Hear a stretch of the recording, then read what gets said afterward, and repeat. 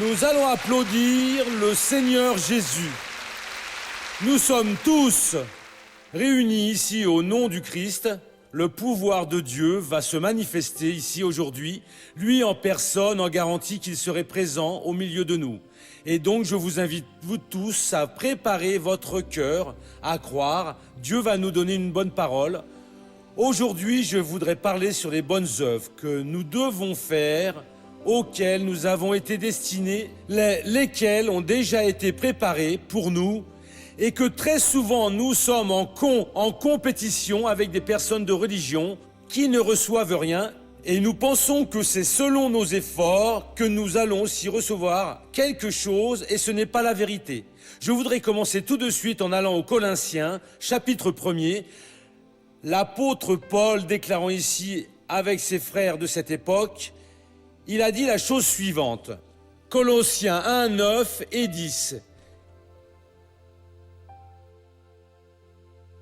Il dit ainsi, « C'est pourquoi nous aussi, depuis le jour où nous l'avons appris, nous ne cessons de prier Dieu pour vous et de demander que vous soyez remplis de la connaissance de sa volonté en toute sagesse et intelligence spirituelle, pour que vous vous comportiez d'une manière digne du Seigneur, afin de lui plaire à tout point de vue, que vous portiez du fruit par toutes sortes d'œuvres bonnes, que vous croissiez dans la connaissance de Dieu. » Un prêcheur a rencontré Paul, appelé Épaphras, et a parlé de la foi de ses frères de Colosse.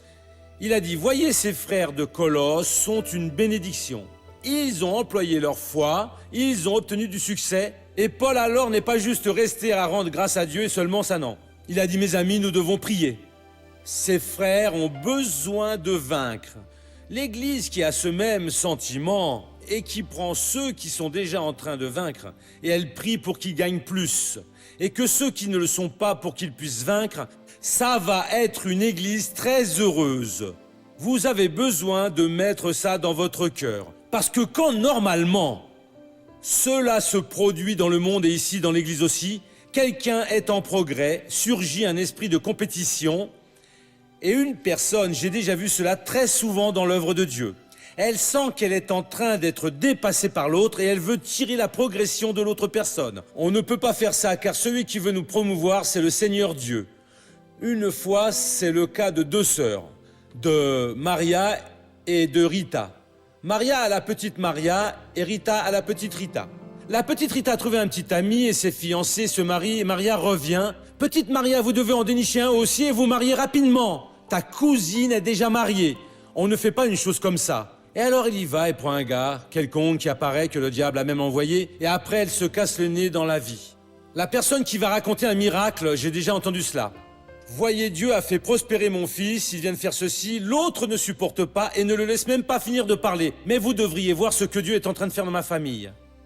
Cela, je l'ai déjà vu plusieurs fois. C'est même un prêcheur parfois. N'arrête pas et ne dis pas grâce à Dieu, car Dieu vous utilise, car Dieu est venu vous donner la victoire et que vous continuez à être une bénédiction.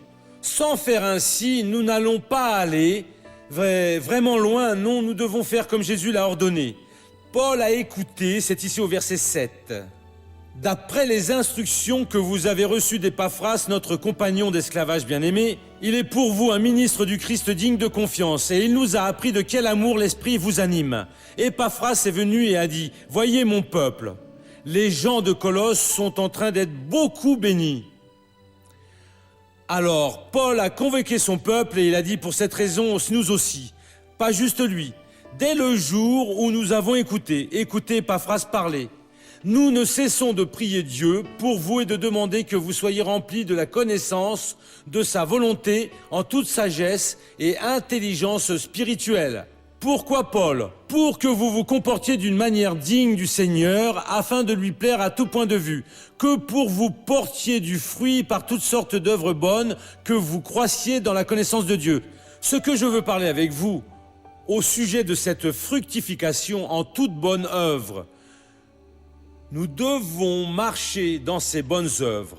Elles ont été entamées par le Seigneur Jésus, elles ont été préparées par le Seigneur Jésus. Et pour que nous marchions, nous devons en premier nous détacher de ce monde, des préoccupations de ce monde et croire que, en toute situation, si nous invoquons Dieu et si nous demandons l'intervention de Dieu, si nous prions au nom de Jésus, le pouvoir de Dieu fera l'œuvre. Dieu, je te remercie pour m'avoir appelé pour faire la bonne œuvre et je vais le faire au nom de Jésus. Apparaît une personne avec un problème, vous pouvez prier pour moi. Je vais prier pour qu'arrive la bénédiction. Et priez avec cette certitude. Je suis en train de prier pour que vous soyez bénis. Vous finissez de prier, croyez, parce que Dieu est en train de faire la bonne œuvre. Mais qu'est-ce qui vous arrive? Mais quel est votre problème? C'est une douleur? Ah, ça c'est facile pour Jésus. Mais mon problème, c'est que le docteur a dit que mon foie est en train de se dissoudre. Oh, ce problème est sérieux. Vous avez déjà jeté de l'eau froide sur la flamme de la foi? Qu'avait alors le frère là? Et le frère a déjà été réduit au néant, donc il n'y a pas moyen, c'est très sérieux. Un autre a dit que c'est « Mon frère, nous allons prier et Dieu va vous donner la victoire ». Voyez, si nous n'avons pas fait aucun effort pour guérir un mal de tête, et si nous n'en faisons pas, ça ne va avancer à rien, et Dieu guérit. La même chose pour guérir une cirrhose, pour guérir un cancer, pour guérir n'importe quoi. Ce qui est en train de manquer, et la personne en est pleine, comme Paul a dit ici, je suis en train de prier pour que vous soyez remplis de la connaissance de la volonté de Dieu. Vous êtes remplis de la connaissance de la volonté. Quelle est la volonté de Dieu? Qu'est-ce que Dieu veut vous faire dans votre vie? Qu'est-ce que le Seigneur Dieu a promis de faire? Comment est-ce que le Seigneur Dieu fait? Et donc, nous n'insinuerons pas de grands doutes dans les cœurs. Nous ne retirerons pas cette petite flamme de foi. Nous ne jeterons pas de l'eau sur cette petite flamme. Colossiens 1. Ayant la pleine connaissance de sa volonté divine en toute sagesse et intelligence spirituelle, nous allons marcher dignement dans l'Évangile, nous allons représenter Dieu avec courage, avec vigueur, avec détermination, avec la production de miracles, d'œuvres transformées. Que ce soit un problème de drogue, que ce soit un problème de perte d'emploi, d'une faillite, d'un problème conjugal, d'un problème de santé, nous devons être des personnes positives. Ces personnes qui ne craignent pas et ne tremblent pas devant toutes les attaques du malin. Nous avons besoin d'être remplis de la connaissance de la volonté du Seigneur, ce qu'il a préparé pour nous. La Bible dit que Jésus a déjà emporté nos maladies. Jésus a déclaré « Tout le pouvoir m'a été donné au ciel et sur la terre, et allez donc partout et prêchez l'Évangile. En mon nom, vous expulserez les démons, vous mettrez la main sur les infirmes et seront guéris. » C'est fini. Nous sommes des envoyés de Dieu, des ambassadeurs autorisés à faire l'œuvre bénie du Seigneur. Et notre œuvre est une bonne œuvre. Une quelconque personne qui croise notre chemin, ce n'est pas par hasard. C'est le Seigneur Dieu l'a envoyé. Pourquoi? Pour que nous l'aidions, pour que nous la bénissions au nom de Jésus. J'ai vu un très beau témoignage ici au culte antérieur qui s'est produit à Rio de Janeiro dans l'église Parada de Luc. Une église dans un quartier de personnes simples, où j'ai déjà prêché quelques fois il y a longtemps cela, où Dieu m'a beaucoup utilisé. Dieu a envoyé notre pasteur principal de Rio et il a installé ce pasteur. Et ce pasteur, au lieu de rester assis dans son bureau, ouvrier, allait évangéliser. Lui, il allait à la porte de l'église. Et un couple qui passait là s'est même éloigné vers le bord de la chaussée. Et en face de l'église, le trottoir fait plusieurs mètres. Le trottoir est assez large. Le pasteur y allait évangéliser la personne. Non, je ne veux pas, mais s'il vous plaît, ici c'est pour vous aider. Un certain jour, ils ont emporté le dépliant. Un autre jour, ils ont été invités à venir. Ils sont entrés. Lui a été transformé en premier. Après ça a été la femme et le miracle s'est produit. Qu'est-ce que ce pasteur a fait? Il savait qu'il a été installé là pour faire de bonnes œuvres. Dans l'entreprise où vous travaillez, en tant que salarié ou comme employeur, vous y avez été placé là pour faire de bonnes œuvres. Dans le voisinage où vous vivez, peu importe si ce sont de mauvaises ou de bonnes personnes, selon le critère de certains, vous y avez été placé pour faire de bonnes œuvres. Au collège où vous vous trouvez, dans l'église, nous devons avoir cet état d'esprit dans notre cœur. Quand le pasteur pense, on dit si Dieu le veut, il envoie le peuple. Alors Dieu ne veut pas l'utiliser, il va prendre une autre personne. Et j'ai des exemples que j'ai vécus et que parfois je raconte ici, où je suis allé dans la rue, j'ai conversé avec des personnes, je les ai amenés à l'église et Dieu les a bénis. Celui qui fait cela, mon frère, certainement qu'il va être bien béni. Il y a peu, je suis allé à Buenos Aires, notre église est au commencement, j'ai enseigné aux ouvriers à faire cela. Et une des femmes qui a commencé à fréquenter l'endroit, elle s'est convertie. Et arrivant à la maison, elle a parlé avec son mari. Et lui aussi a aimé. Elle a dit, sauf que maintenant j'ai appris que tout ce que donne notre restaurant ici, nous devons en retirer le 10e pour donner à Dieu. Il a encore pensé et a dit non, je ne le permets pas, non. Mais nous devons le faire, Dieu vient nous donner, donc nous allons faire une affaire avec Dieu. Elle a dit jusqu'à ce qu'il comprenne. Tu vas là et dis au pasteur que nous donnons juste le déjeuner. À 2h, nous fermons et nettoyons. Il peut faire la réunion ici tous les soirs gracieusement, même la lumière, pas besoin de payer. Alors il reste avec cette dîme, il n'est pas encore en train de comprendre, mais pour le moins il a déjà ouvert son cœur pour que là se fasse la réunion. Donc il y a un restaurant où la nuit se fait l'œuvre de Dieu. Et combien de restaurants ferment aussi, ils ouvrent juste pour le déjeuner et ferment le soir, et là il pourrait y avoir quelqu'un prêchant la parole de Dieu. Nous avons été établis cela, c'est la partie sur laquelle j'attire votre attention. Pour faire quoi donc? Les bonnes œuvres. Nous n'avons pas été établis dans le royaume de Dieu pour croiser les bras et dire « Non, le pasteur fait, l'autre fait, non, je n'ai pas le temps ». Profitez de votre opportunité ici dans le monde qui est unique, car vous allez traverser cette vie et vous ne savez pas quand est-ce que vous allez être promu pour l'éternité. Et faites quelque chose en faveur de quelqu'un. Laissez Dieu vous employer. Quand Paul a entendu ce que Épaphras a dit à propos des frères Corinthiens, il a réuni son groupe et il a dit « Allons prier. Nous avons besoin de faire plus. » Priez pour celui qui est en train de faire, pour celui qui est de Dieu.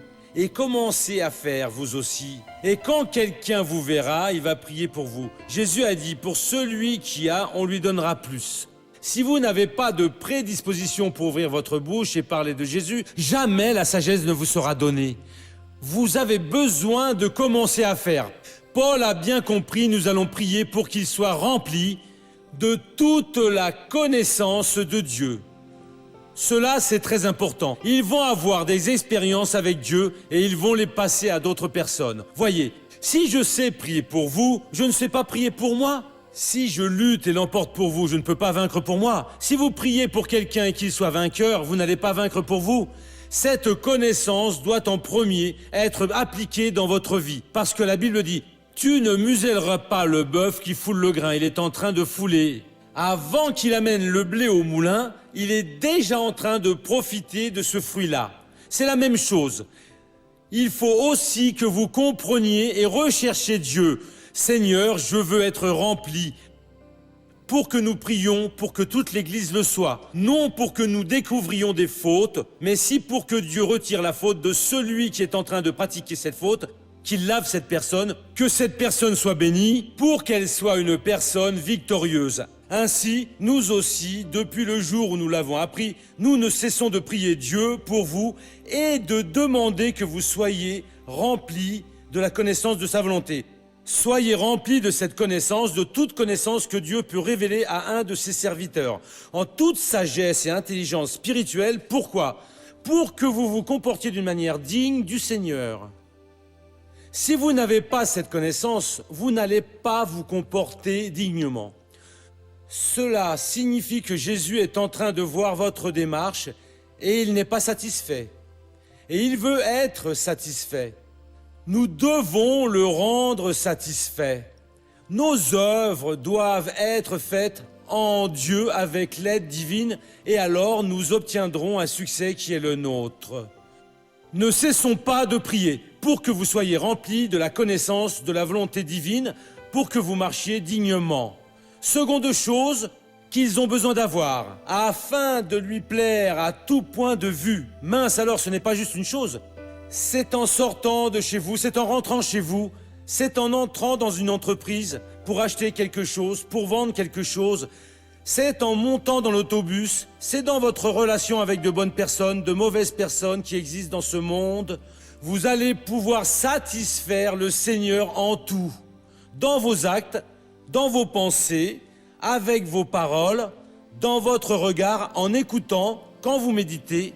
Mais cela se produit quand? Quand vous aurez été remplis avec la connaissance de Dieu. Et plus, que vous portiez du fruit par toutes sortes d'œuvres bonnes. Mon frère, Dieu a un jardin, une plantation de bonnes œuvres où vous entrez. C'est bon? Dieu a beaucoup d'œuvres pour que vous fassiez. Et vous devez fructifier en toutes bonnes œuvres. Ce n'est pas que les personnes regardent et disent « cette personne est quelqu'un de bien ». C'est réellement une chrétienne merveilleuse. Non, mais pour que Dieu regarde et voit que vous accomplissez sa volonté à lui. Par toutes sortes d'œuvres bonnes, que vous croissiez dans la connaissance de Dieu. Chaque jour, pour aller mieux connaître Dieu, comme de Dieu, vous êtes aussi connus. Cela va vous donner plus d'assurance, cela va vous donner plus de fermeté, cela va vous donner plus d'impulsion pour faire la volonté divine. Missionnaire, j'ai besoin de connaître, parce que des fois je reste épouvanté avec certaines menaces de l'ennemi, parce que vous ne faites pas ce que Jésus a demandé. Faites-le, et vous verrez que ça va fonctionner. Là, Paul continue en disant « ce que nous devons être, fortifiés, vous êtes fortifiés, à tous égards par sa force glorieuse. Tout ce que Dieu a comme pouvoir, c'est pour que vous receviez. Cela, c'est beaucoup, missionnaire. C'est ce que Dieu est venu vous donner. Ne le méprisez pas. Et que vous deveniez puissants à tous égards par sa force glorieuse. Ce qui n'est pas peu de choses, non, c'est beaucoup de choses. En vue d'une persévérance et d'une patience à toute épreuve avec joie. Et il continue à en dire plus ici. Et après, vous pouvez étudier. Mais ceci, c'est le message que Dieu a demandé que je vous donne. Pour que vous vous prépariez pour marcher dans les bonnes œuvres qu'il a déjà préparées pour vous. Amen. Allons à présent au feuilleton de la vie réelle.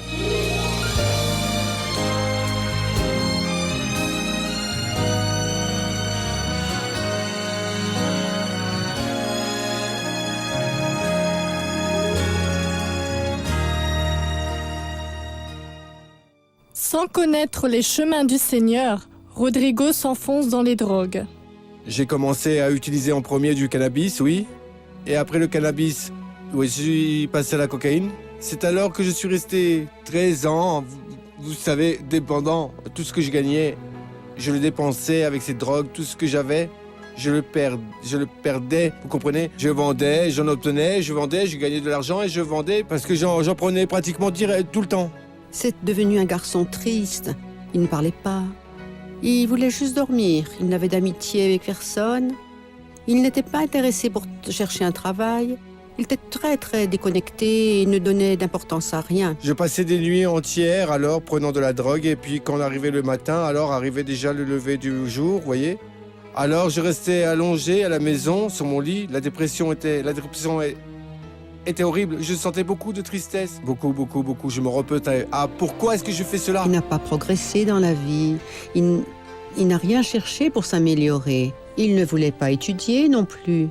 Il vivait complètement renfermé dans son petit monde à lui. Mon quotidien, c'était le jour quand je me réveillais, je sortais pour aller au bar que je fréquentais, un bar. Et dans ce bar, j'y restais là, je continuais à prendre de la drogue. Oui. Et après la cocaïne, je suis passé au crack. J'ai fait l'expérience du crack, j'en ai pris pendant quelques mois. Car le crack est une drogue bien plus dure, compliquée vraiment. Et alors j'ai vu, non mais attends, arriver au fond du puits.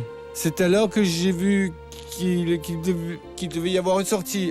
Et j'ai toujours pensé que ma sortie serait juste Dieu. Des opportunités qui sont venues et que j'ai perdues parce que j'étais dépendant chimique.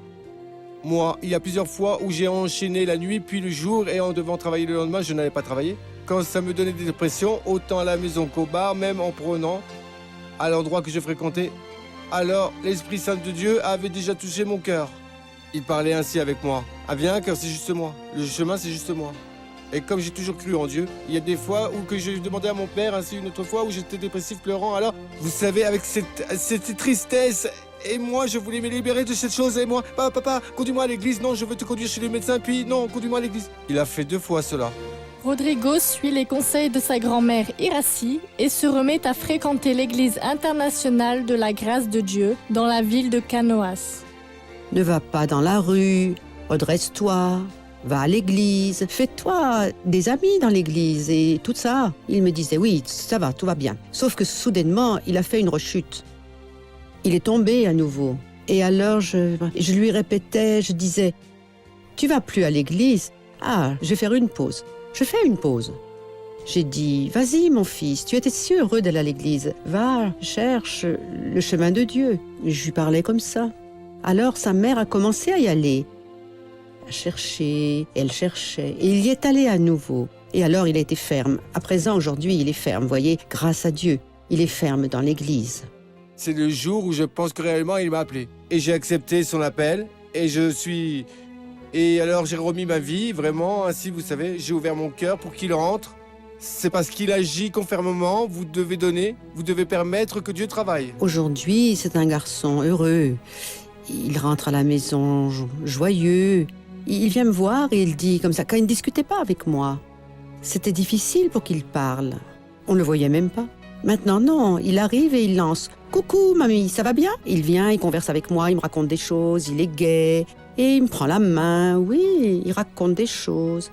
Il fait des projets. Il a beaucoup changé, mais vraiment beaucoup. Et aujourd'hui, pour la gloire de Dieu, je suis ici ferme et fort, libéré. Ce qu'il m'a promis aujourd'hui, je crois vraiment que réellement le Seigneur est fidèle. Mais nous devons aussi rechercher chaque jour à être plus fidèles à lui aussi. Je cherche chaque jour à être meilleur, à pouvoir satisfaire Dieu, vous savez. On est très heureux pour lui, vous voyez, parce que aujourd'hui, c'est un garçon complètement différent. Gloire à Dieu, merci Jésus.